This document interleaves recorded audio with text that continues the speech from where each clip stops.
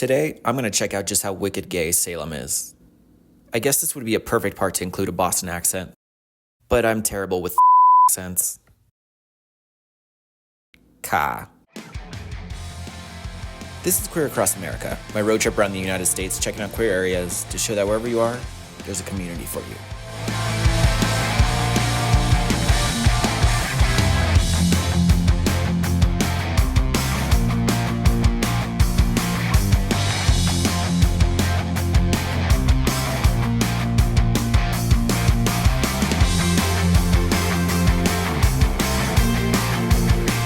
After Buffalo, New York, I took a 13-hour train ride to Boston. There was no direct train to Salem, so I decided to hang out in Boston for a day. And I'm so happy that I did. And the entire vibe was different than the West Coast. It's almost like you can feel the history in Boston. The architecture is incredible, and I'm so happy that it's a walkable city. In fact, it looked like the cars were actually struggling to get through the small roads. Of course, the first thing that I did was check out this bookshop. Brattle Books is a 3-story bookstore and even has an outdoor section. The selection of books throughout the store wasn't that great. They did have a 3rd floor full of rare and antique books that I spent hours in. I was also surprised to see that they had a very queer display. But then this tiny little LGBTQ section was kind of disappointing. Thankfully, there was this little corner of the zines. I like the idea of this take a zine, leave a zine project. This sort of ephemera has always been important to the queer community. They represent art and pop culture and politics and any kind of current events important to the queer community. I also like that they had a wall asking people to list their favorite queer books. Not that they would carry them. I still shamelessly self-promoted. Boston was so much fun, and there was a ton to see that there was no way I could get it done in one day. But it was time for me to head over to Salem.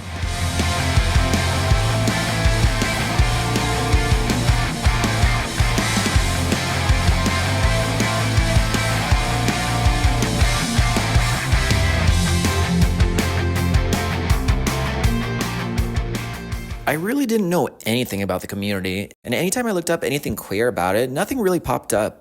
All I knew was the stereotypical things, like witches, and that's where Hocus Pocus was filmed, and things like that. I really disliked how campy Salem was. That's something that I noticed immediately. Because of its tragic past, I thought it was a bit strange to monetize the murder of so many people simply because they were deemed other. I did come across at least one legit shop. It was called Hex Old World Witchery. A lot of the things that they had there were for actual occult practices. They had this really cool spot in the back corner dedicated to those that people have lost. It was a nice little memorial that even included a rainbow flag. As I roamed around this cemetery, I thought about how certain things hadn't changed from the time of the Puritans to now, and how other things have. In modern times, the government is still criminalizing people just because they're seen as being other. This other category is like people of color, queer folks, women, pretty much anyone that's not a cis white Christian male.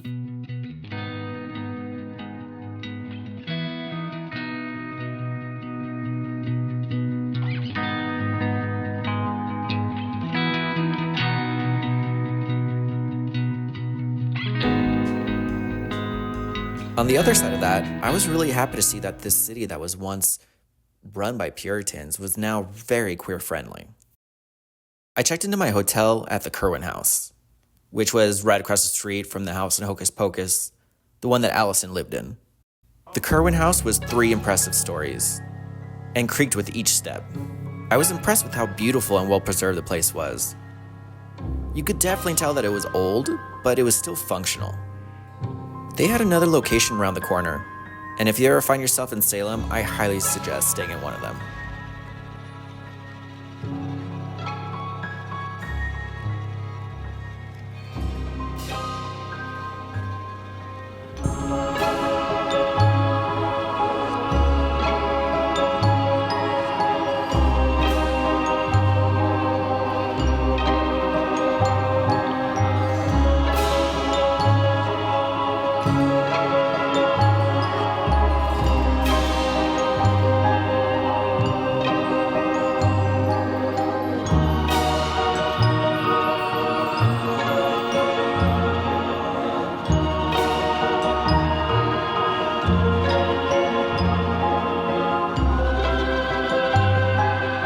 Also, across the street was the church.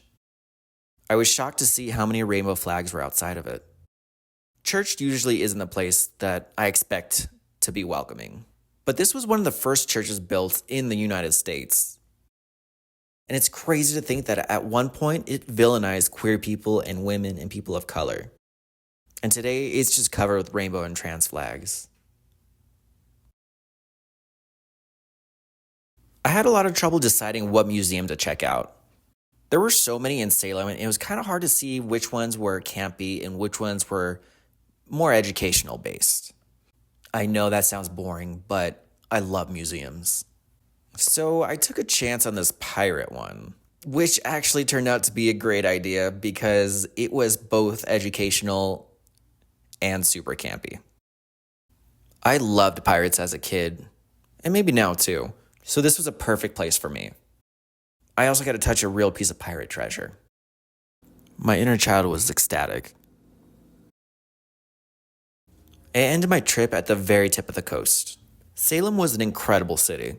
It had such a rich, dark history, but it was so satisfying to see that people who are still considered to be others today have taken back that city. Now I think it's time to take back that idea of otherness and instead celebrate the differences. I know that sounds like some Mr. Rogers shit,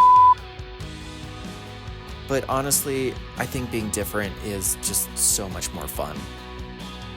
If you're enjoying following me on my adventure, please like and subscribe to my page. And if you want to join a community of people that also sees themselves as other, check out my Patreon where I have links to my Discord.